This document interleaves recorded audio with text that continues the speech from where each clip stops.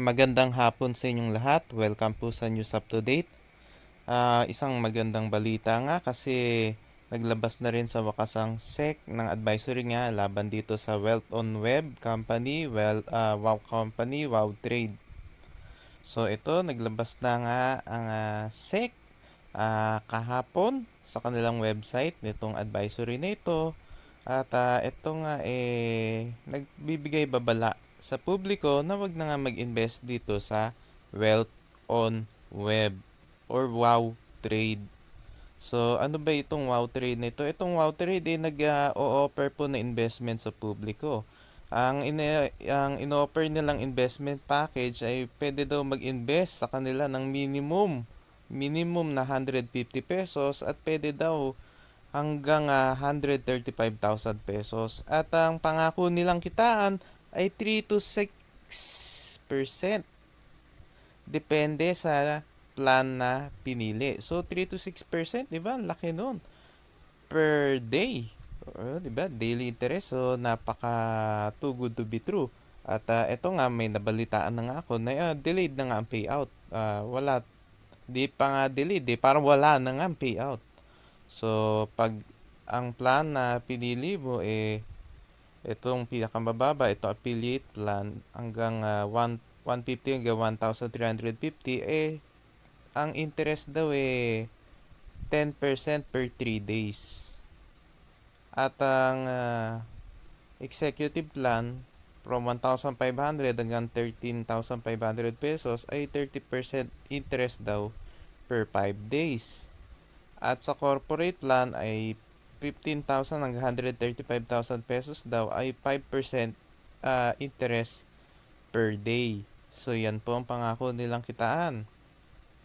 So dito nga sa Wow Trade, ito ang business purpose ng Wow Trade na naka-state sa Articles of Partnership nito ay pag-i-engage lang ito sa direct selling of goods, merchandises to consumers, and also in the business of retail trading of apparels, e-loads, e-pins, e-coins, beverages, health and wellness, cosmetics, and digital products. So, itong Wow Trade ay registered pala sa SEC bilang isang partnership lang po, partnership.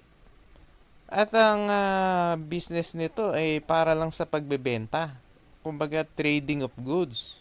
'Di ba? Hindi ito para mag-offer ng investment sa publiko. So ito illegal talaga. Scam company. At yung mga partners nga dito sa negosyong ito ay sina Ramon Vincent Talbo Gonzales III at si Marilyn Talbo Gonzales. Kung saan ang principal office ay located sa Emily Homes, Subdivision Paradise Road, Libertad, Butuan City, Agusan del Norte, Region 13. O yan nga ang address yan po ang address ng Wow Trade daw. At ito na mga pangalan na ito na babanggitin natin, ito po yung mga nagpo-promote ng Wow Trade sa Facebook. So ito sina Glenda Vergara Lorena, si Kate Winslet Enrile at si Anna Collins. Wow. Tapos, ang scheme na ino-offer nga ng Wow Trade ay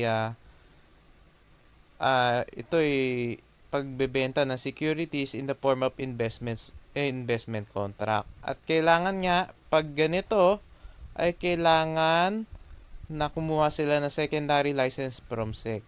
Pero nga, wala silang secondary license. At base nga dito sa records na SEC, itong Wealth on Web Company ay registered bilang isang partnership with SEC registration number 2021-07001-9320-11 na inisyu noong July 9, 2021. Pero itong partnership nito ay hindi otorisado para magsolicit o manghingi na investment sa publiko dahil hindi po sila kumuha ng secondary license from Securities and Exchange Commission. At ito nga, nagpaalala nga ang SEC na itong mga unscrupulous individuals or entities na illegal nag-offer ng mga investment or mga nagbabiolate do sa mga batas tulad ng Securities Regulation Code, Revised Corporation Code at iba pang mga rules and regulation na ino-enforce ng SEC pwede kayong mapatawan ng strict penalties.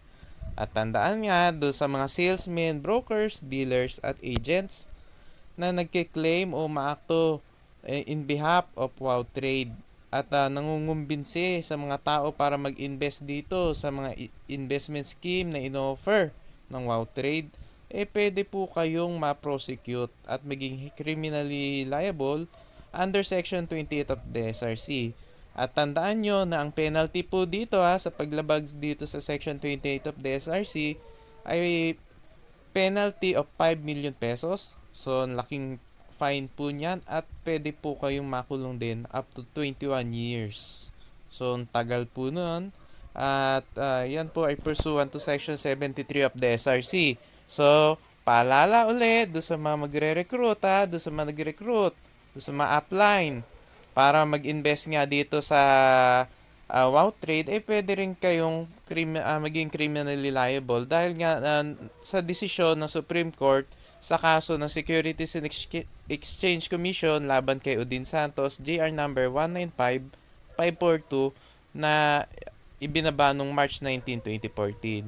At yung mga pangalan na nabanggit doon kanina natin ay nai-report na po yan sa Bureau of Internal Revenue or BIR para sa kaukulang penalties at mga taxes. So muli nga, paalala nga ng SEC na yung publiko ay tumigil na po sa pag-invest at wag na pong mag-invest dito sa mga investment scheme na ino-offer ng Wow Trade. At mag-iingat po tayo sa pakikipag-usap sa kahit na sino individual o grupo ng mga individual na nagsusolicit na investment or nagre-recruit na mga investor in behalf ng Wow Trade. At kung meron po tayong mga impormasyon tungkol nga dito sa investment solicitation na ginagawa ng mga individual o grupo ng mga individual na nagre-representa sa Wow Trade, ay pwede po niyong isend ang inyong report sa Enforcement and Investor Protection Department or EIPD sa kanilang email na epd@sec.gov.ph.